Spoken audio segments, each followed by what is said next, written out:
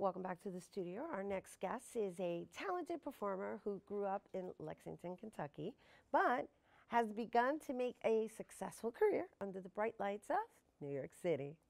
She's currently in a one-woman show called Tubman, a play about the reimagined story of Harriet Tubman. And joining us now to share more, we welcome actress and creator of Tubman, Lucretia Berry, a.k.a. Barry.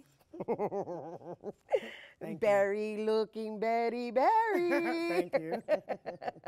Thank you very much. Well, lovely to have you here in the BX, right? Yes, BX, Boogie Down. Right, Boogie Down is your new home, right? Yes, new home. New home. How long have you been in the new home? Well, I teach in the Bronx and Uptown for the past 14 years, so I consider it my home because all my babies and all my students are from the Bronx.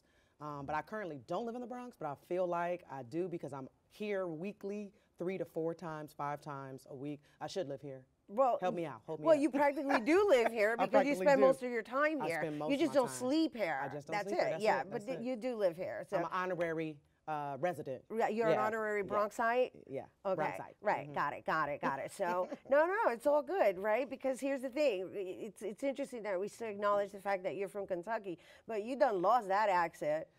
Well, contrary to popular belief, I appreciate that because everybody I meet is like, "Are you from Alabama?" And I was like, "No," but it's okay. It's mixed. It's mixed. It's got the urban flavor in there. I got so the it's flavor. Like, it's an urban Southern draw. Yeah, you know? urban. All right. So now let's talk about the South. Let's talk about history. Yes. And let's talk about what inspired you to reimagine the story of Harriet Tubman. I think me growing up in Kentucky is always a big factor in all of my shows and what I create. But I also feel like, too, because of all of my work in Harlem and in the Bronx, I feel like a lot of the students that I teach, especially black women, black young girls, and women of color, tend to be overlooked and mislabeled and policed and criminalized in schools. And so this is kind of like a love letter to Harriet Tubman and the girls that I see on a regular basis. So I feel like that inspired me, as well as the history of women and black women in this country. And I just feel like I'm one too, and I see myself in the girls that I teach. I feel you. And so the timing is so apropos as well. And so I'm the language, right? Because, okay, so here's the thing. I haven't seen it, right? I didn't get a snippet of it, no script, no nothing, so I start reimagining, right? Okay. And so my reimagining is like, okay, so now we're gonna use the metaphor of like tunnels and portholes into coming back into this time, and yet seeing history repeat itself. So I think for me, I stuck on her idea of dreaming, because I feel like Tubman was a very futuristic woman. She thought of freedom and saving people that she was close to, and I felt like I really wrote that into the script, where she focused on dreaming and saying, what's beyond this wall, what's beyond Maryland, what's beyond this country, what's beyond the family that's right in front of me. And so for me, I felt like, well, there are a lot of girls who might be Tubman on the inside, but people don't see that because they might be a bit rebellious or stubborn, or they're questioning why they're put in these positions in the first place. They're using their critical thinking like Tubman would. And, you know, I looked up things at Tubman, and she had epileptic seizures and blackouts and dizzy spells. And so girls in 2013, she was suspended for sleeping in class. You know, there was a book thrown at her head because she had sleep apnea and asthma and diabetes, and she was thrown out of class. So to me, I feel like Tubman would be right there in the midst of it all, and maybe we wouldn't see her in the same light as we did in 1849. Interesting. You know? What an interesting assimilation. Yeah, I feel you, right? Because now it played on the young lady's psyche, right? That she has a health issue that she may not have even known about until after the fact. And then the health issue is not even something that what came with her at birth. It happened because a slave owner thought she was lying, so he threw a weight at her head, and from there. Oh, we went back to Tubman. Yeah, no, we were I was talking about the but young even lady. the girl. Okay. Okay. So the girl. So I feel like she was, you know, she had been under abuse because she's in a foster care home, and so I'm sure she had. I'm sure she had associations. I'm sure she had associations with violence in her life, and just having to deal with the repercussions of that. So yeah. I like that. So, there's a parallel to like society now. That's hot. For sure. And you're doing every single character. How many characters are there? So there's 7 characters. There's the reimagined Harriet Tubman, AKA Araminta, and then there's me as her teacher, and then there's like 4 or 5 other teachers that have to deal with Araminta on a regular basis and their thoughts about her and what they did to, because she's facing expulsion right now. And because she's facing expulsion, Miss Berry or me wanted to get to the bottom of it. And even though Miss Berry is not the best teacher in the entire school, she does feel like there's a connection she has with Araminta or Minty, and she wants to get to the bottom of why this girl is not succeeding the way she should be. Araminta. Yeah. I like.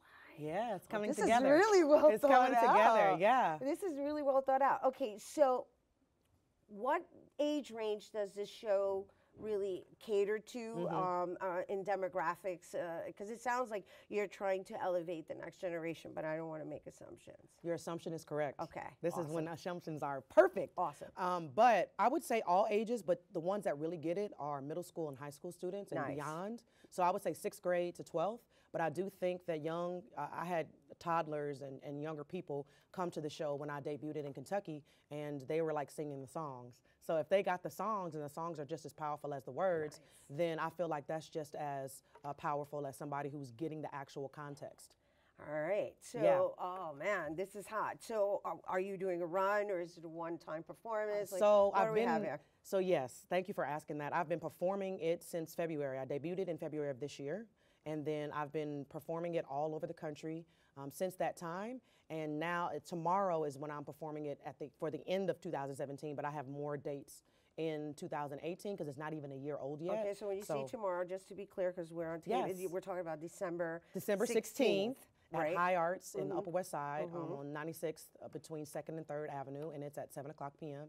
And we also have school shows on the 18th and the 20th as well. Okay, so when you say school shows, like, do schools do they seek you out and book you? Like, how does that work? Because it sounds like, for me, you know, and in case anybody's watching, it sounds like something that would really assist in history, Yes, in teaching history for sure. in the urban community. Exactly. And so my goal is to get into as many schools, community centers, and I would even say detention centers too, to really elevate and see what are solutions to the problems that we've been challenged with for the past 200 years. All right, so where can people go to like see a snippet of it or Yes. like just get the gist of what your messaging I'm is? all over the place. Well, we know you're all over social media. Social media but, all day. I'm just saying, you Yes. know, we got to keep up with the millennials. Yes, we got to keep up with them. That's what I say all the time. I'm like, I got to keep up with the millennials. Got to keep up with the young folks.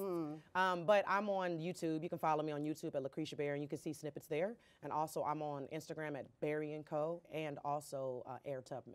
So those are the places you can find everything that I talk about and inspire and, you know, being empowered and all those things.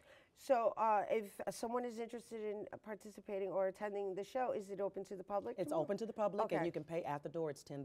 Okay, so where exactly is that location? It is 215 East 99th Street on between 2nd and 3rd Avenue, and it's in the PS 109 Art Space.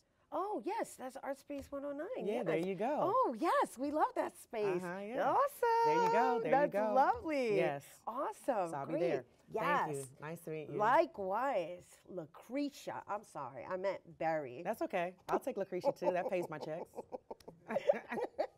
You guys, once again, for more information on Tubman and Berry or Lucretia, you know, depending on the day, you can search her out on Instagram at Air Tubman. It's Air Tubman, right? And for more on Lucretia, you can also go to her Instagram, Berry and Co. Berry and Co. There you have it. Stay tuned, you guys, because Bobby C's Weekly Sports Roundup is coming up next.